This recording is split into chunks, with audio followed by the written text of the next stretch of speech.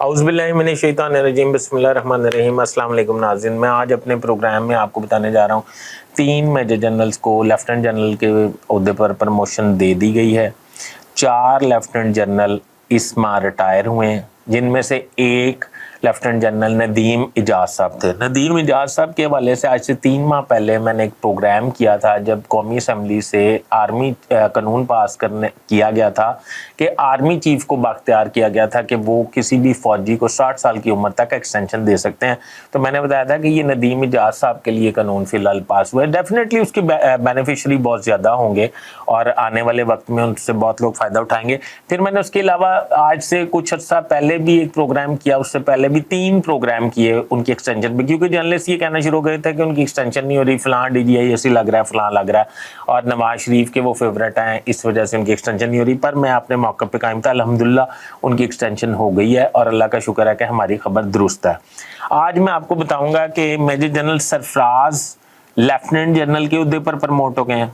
Major general Tahir Hamid Shah ये भी promote हो गए हैं, और ये थे DG असला, मतलब ताहिर हमीद शाह। आमिर एहसन नवाज मेजर जनरल, ये इस वक्त कमांडेंट स्टाफ कॉलेज कोयटा हैं, ये भी लेफ्टिनेंट जनरल के ओहदे पर प्रमोट हो गए हैं।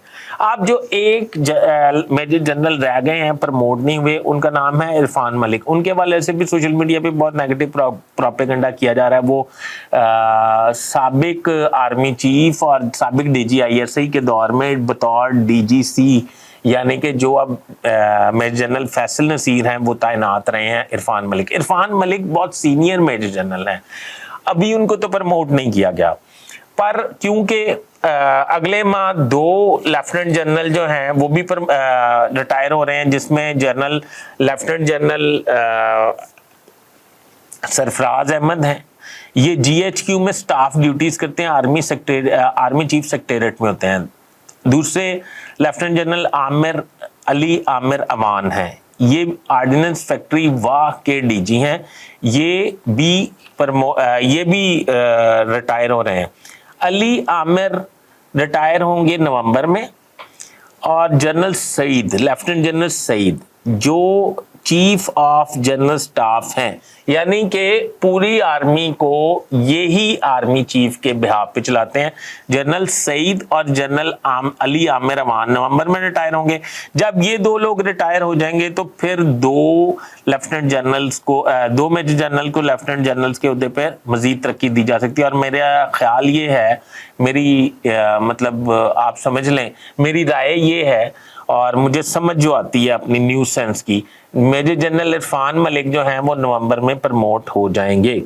अच्छा, अभी मैं उनके इंटरनल मामलात होंगे जिसकी वजह से वो प्रमोट नहीं हुए, मैं कोई इस पे अपनी राय नहीं दे सकता, पर इसमें क्यास राइयाँ की जा रही हैं, पर मैं क्यास पे ये व्लॉग नहीं करना चाहता।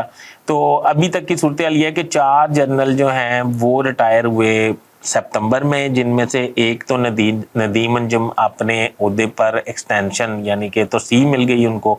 बाकी 3 जो हैं उनका मैंने बता दिया, lieutenant general Sarfaraz GHQ staff duties करते हैं, और इसके अलावा ताहिर हमीद शाह साहब DG असला हैं, और अली एहसन नवाज साहब GOC मरी रहे हैं और कमांडेंट कॉलेज कोयटा इस वक्त तैनात हैं। इन तीनों को लेफ्टिनेंट जनरल के ओहदे पर तरक्की दे दी गई है।